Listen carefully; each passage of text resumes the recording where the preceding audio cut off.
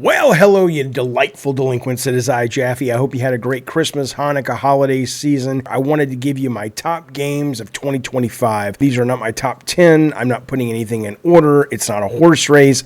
These are simply the games that came out in 2025 that I enjoyed playing the most. The idea of this is better than that, what a ridiculous concept. These are the top games that I played this year, plus a couple of special mentions. Here we go. In no particular order. Marvel Games, one of my favorite publishers, put out Marvel Cosmic Invasion. Is it the world's best beat-em-up brawler? Of course not. It's very solid. It gets the job done. But it's packed to the gills with fan service, and not just MCU fan service, actually more specifically Marvel comic books. Remember those? Comic book fan service. It looks great. The characters have a lot of personality. It plays great. If you love Marvel, it is an absolute just joy to be part of and play these characters. I like playing Cap. I like playing She-Hulk. I like playing Venom. It's delightful. It's really fun. What I'll say is that if you're not a Marvel fan, it's, you know, the license does a lot of the heavy lifting. It is a very solid foundation of this kind of game. The developers made this kind of game several times before really well. Play the Ninja Turtle game if you like that more, this, that, or the other. But if you love Marvel and you love this kind of game, you can't go wrong. Marvel Cosmic Invasion, easily one of my favorite games of the year. Arc Raiders is one of my favorite games of 2025. I played a crap ton of this game. I absolutely loved it. I probably spent about 100 hours playing it, which for me is a lot. Really got obsessed with it. I've kind of lost steam for me after, I kind of was able to recognize the loop enough that it just stopped being addictive. But I go back to it still with the new updates and things like that. It is interesting. It is fascinating as it relates to sort of human psychology. I'm not kidding you. There's a video on this channel about it and all over the internet about it. It's a lot of fun. It is sort of the Blizzardification in terms of making it much more accessible of the extraction shooter. I loved this game. Well, not many people saw this coming. Silent Hill F. Obviously, people were excited. I was excited. I love horror. I love Silent Hill. I love the remake of Silent Hill 2 last year. But I didn't really expect this to be one of the very best games of 2025. I adored this game. I finished this game at least one playthrough, and the fact that I'm halfway through a second playthrough tells you all you need to know, given that I barely finish games, let alone play them again. But it was so weird and just creepy and disturbing and filled with just delicious body horror and nasty effects and really cool puzzles and really fun combat, believe it or not. I heard people bitch about the combat. I like the combat in this game. Hinako, the main character, one of my favorite characters of the year, probably my favorite character of the year. So well performed. Again, watching these trailers, man, I want to go back and keep playing this game. It is so fucking good. On the combat, you may have heard people complaining about the game becoming a series of like nonstop monster closets. That was the way it was when the game first launched. I got around that variety of ways, but I didn't like that either. Apparently a patch has been released since the game launch where that has been reduced meaningfully. And so that shouldn't be a problem anymore. And even if it is, like I said, hit me up in the comments. I'll tell you how to deal with it, at least how I did. I just don't want to spoil anything. But don't let that keep you from this amazing title. It's delightful. I loved this game. I adored this game. This is what, look at the green screen. It's all fucked up. This is one of the games you play, or I played, just when I needed an escape, when I needed a break from life. This is a tiny bookshop. You play this lady, I think it's a lady, and she just throws everything away and opens up a little, it's very responsible. She opens up a little bookshop, portable bookshop in a new town, and you get to, it's really cool, man. You get to kind of manage your shop. You get to learn about the people in the town. There's a narrative going on. And then there's this kind of little sub game where people come in and they're like, I want a book about this, that, and the other. And then you literally go through books that are real books, like, there's Stephen King books in there and stuff like that. And you're having to use, some of it's your knowledge of the books, but more, if you haven't read a certain book, you can still tell by certain markers on the book what book they would like the most. And if you get the right books, you get more bonuses and more abilities and things like that. Really fun, really cozy, really relaxing.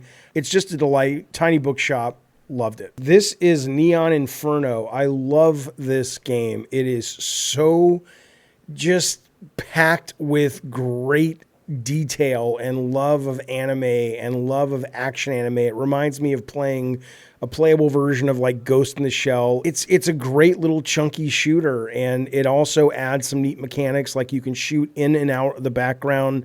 Kind of reminds me of like a cross between Contra and like Cabal or Wild Guns. There is a lot of variety in what you get to do in the game in terms of just scenario design. Tons of bosses. There's got to be like 15 bosses and sub-bosses. They're all really interesting. I like that you can freeze time when you hit certain bullets and redirect the bullets all over the environment. I love the settings. There's like, it's like a battle in a nightclub. There's a battle on hover cars. There's a battle in super rich Neo Tokyo environments. It is just a great deal of fun. I think this is the best kind of retro shooter that's been out in the last couple years. Certainly on par with the great Iron Meat from last year. This is excellent. One of the best 2025. This is Neon Inferno. How can you not love this delightful, delicious delicacy of a game? Ninja Gaiden Ragebound, so good. Beautiful 2D goodness. This has been an amazing year for 2D games, by the way.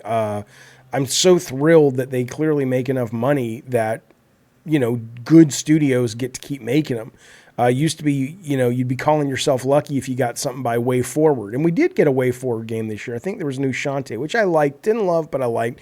But this is excellent. This is so much fun, so well done. Controls great. A lot of variety. I do have a bit of a problem with some of the bosses, the readability, but, that's me. Most people I haven't heard complain about it. It's probably my fault, like this boss right there with the giant tongue or whatever the fuck it is. Great fucking game. Highly recommended. What I also love is it's not too punishing, right? I know Ninja Gaiden has a reputation for being hard as nails. There's a setting you can go to in the game that makes it harder, obviously, just difficulty setting, but the default mode is challenging, but it's challenging in a way that feels like they actually want normies to play it and finish it. Not casual. You still need to be a gamer, but, it's not like it doesn't wear its brutality, its fucking hard as nails thing on its sleeve, which I appreciate because, goddamn, put that in as a mode. Does every fucking game need to be hard as nails? Different video. Point is, I love this game, Ninja Gaiden Ragebound, one of the best of this crazy little year called 2025. This is Gravelord. It came out start of the year. I love this game. It's boomer shooter.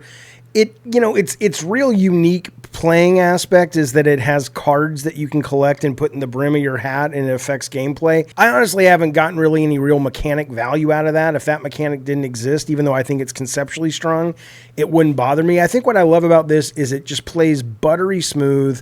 It's not trying to rewrite the book. It's just a really fun boomer shooter. There's some neat things. He's got a cool shovel that lets him kind of grapple around, and some of the cards are kind of cool, I suppose. But overall, it plays great. I love the kind of supernatural Charles Dickens Undertaker kind of flavor of it. This is one of those games where, if you just pitch it to somebody, you're like, I don't got much to say. It is what it is. It's exactly what it looks like. But it's just a little slice of fun boomer shooter joy. I loved this game. It brought me a lot of happiness in 2025.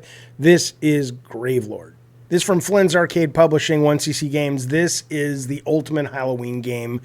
I love this. Silver Bullet. It is a shooter, kind of Wild Gunsy again, kind of going back to Neon Inferno, but it is very Halloween-y, very arcadey, very Zen-like rhythm. I'm not a big bullet hell guy at all. I'm not good enough to play games like that, but this game is just so well done, so delightful, so addictive.